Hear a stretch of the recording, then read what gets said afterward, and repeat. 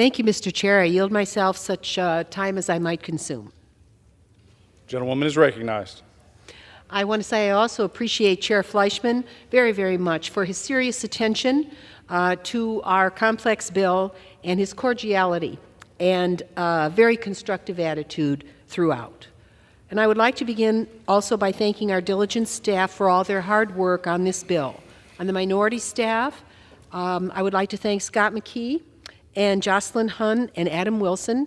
And on the majority staff, I would like to thank Angie Giancarlo, Perry Yates, Nora Khalil, Richie O'Connell, Scott Pruding, and Janet Harrington. And on my personal staff, I would like to thank Margaret McGinnis and Maylee Boyce. As we work on this energy and water bill, I wish to place on the record how deeply saddened I am by the passing of our dear colleague in the other body, Senator Dianne Feinstein, who dedicated the best years of her life to our country.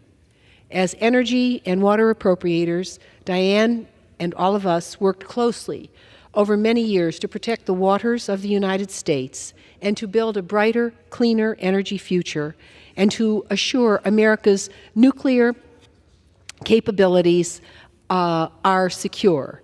Her acute mastery of the energy, water, and security needs of our nation had no comparison, and her dignified, noble public service is truly a great loss to our nation. There is not a time during our bill's consideration today to fully express my thoughts, but I am so deeply saddened for California's loss, for our nation's loss, and for all who grieve the loss of the longest-serving woman in Senate history. All I or any of us can do is laud Senator Dianne Feinstein's productive career of exemplary, effective public service. Rest in peace, my dear friend. We consider this important measure at a moment in which the U.S. economy is growing at record rates, producing historic levels of job growth due to the laws enacted by the last Congress. With historic job growth, revenues are now coming into the private sector and the federal government at much higher levels than before because post-pandemic, millions more people are working.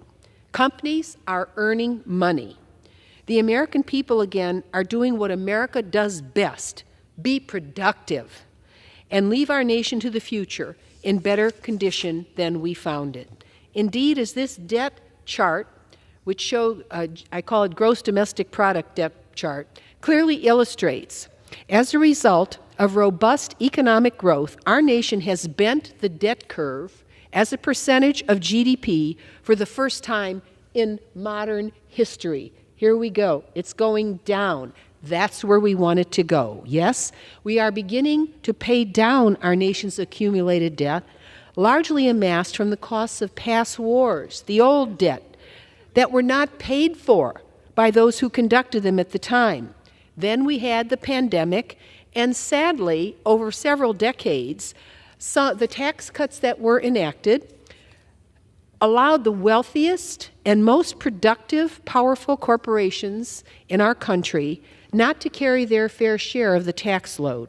So I think it's important that everyone share in our nation's responsibilities, and in this context, I must offer I'm unable to concur with my able colleague, Chair Fleischman, on this particular appropriation bill.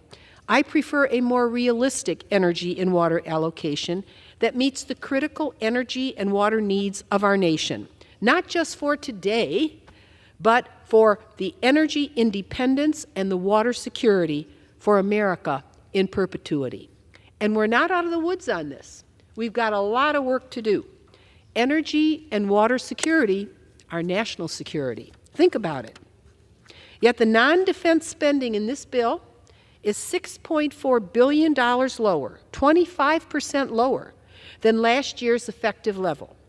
That is a radical, irresponsible reduction. It repeals over $5 billion for critical energy programs from the Inflation Reduction Act that would have helped American families save money on their monthly energy bills while simultaneously creating thousands of jobs, good-paying jobs, in new energy technologies. For energy and water needs, it is not an overstatement to say people in our nation live or die by decisions being made here in Congress. Since World War II, America has paid a terrible price for its unconscious slide into foreign dependency on imported energy. While we have made strides toward energy independence, after a half a century of effort starting in the late 1970s, we still haven't scored at the home plate of U.S. energy independence in perpetuity. Recently, I read an article that said our country's going to import petroleum after 2040. Well, guess what? I'm not voting for that. Our position must be to keep American energy and our people secure here at home. And that's one of the major purposes of this bill. Hasn't our nation learned repeatedly the hard way that when gasoline prices top $4 a gallon, our economy is thrown into deep recession? Pretty clear. It should be obvious why U.S. energy independence is so vital. No foreign power should ever again make America vulnerable. Energy security is national security.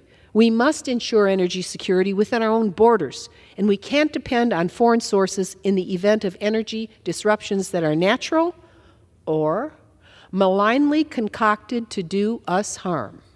Energy impacts every person's well-being. It allows our nation to be free and free of foreign malign influence. How well we know our nation's fate can be impacted by events outside our border. News outlets are correctly reporting that Russia's unprovoked war on Ukraine is being waged on more than one front, surely including energy. Russia is hard-fast at manipulation of global oil and gas prices through reserves Russia controls. In fact, global oil prices surged to nearly $100 per barrel in September after Saudi Arabia and Russia continued their curtailment of oil supplies. The sharp escalation in geopolitical risk in the Middle East from the brutal Hamas terror attacks in Israel has oil markets on edge. Check it out. Let us not forget that the Middle East accounts for more than 1/3 of the world's seaborne oil trade. Again, energy resources are intricately bound to the fate of liberty. Halfway around our world, let us make our home front impenetrable. Energy also allows our private sector and its workforce the ability to flourish in a modern economy with millions and millions upon millions of living wage jobs in energy production and conservation across all sectors: natural gas, ethanol and biodiesel, nuclear, fossil fuels, thermal heat recovery, renewables, and advancing sectors of hydrogen and fusion energy and advanced nuclear platforms. Meanwhile, imaginative energy conservation and other developing technologies are being created by America's amazing inventors in new building materials, solar and electrified windows, how about that? Biofuels, geothermal and thermal heat recovery, wind and wave energy, to name but a few. America will never, ever lose her power of invention because we are a free people. Now, let me turn to our water responsibilities. New, major engineering challenges lie before America. Just ask the citizens along the drought-stricken Mississippi and the Louisiana corridor as salt water creeps north. And how about the flood victims in New York City? Across our nation, cities are having to manage water and wastewater loads for which they were not engineered. In rural America, farmers are losing crops because of increasing rainfall and inability to manage water in their fields, and drainage systems that were built for another era, frankly, a century or a century and a half ago. Well, times are changing. The U.S. Army Corps of Engineers and Bureau of Reclamation are needed now more than ever to handle regional approaches to new and changing water flows, whether it's down the Mississippi, along our coasts, in the Great Lakes, or the dry, irrigated West. There is an old expression: don't try to fool Mother Nature. And I would say, don't ignore Mother Nature. This is one such moment in American history. And so I must express the energy and water appropriation bill before us is completely inadequate. It does not meet our country's needs in this new era of climate change. If I need offer more proof, Americans and America are paying billions more in disaster relief. This country paid over $150 billion last year in disaster damage, significantly higher than the $60 billion average from the last 30 years. How about that? Doubling and a half. Well, that's a big warning sign that one simply can't ignore. We ought to be investing that money up front to avoid those disasters by properly funding this bill. We must robustly meet the needs of the future, not flounder in the past.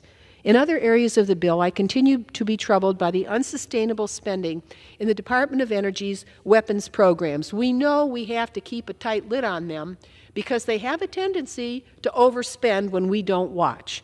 Further, I'm concerned how this bill cuts nuclear nonproliferation programs that reduce nuclear risks and counter the global challenge of nuclear proliferation. Finally, the bill includes numerous controversial poison pill policy riders that sadly show extremist Republicans are not interested in bills that can gain bipartisan support and become law. I urge my colleagues to oppose the bill. America can and must do better on the new age frontiers of energy and water, and I reserve the balance of my time. The gentlewoman from Ohio reserves.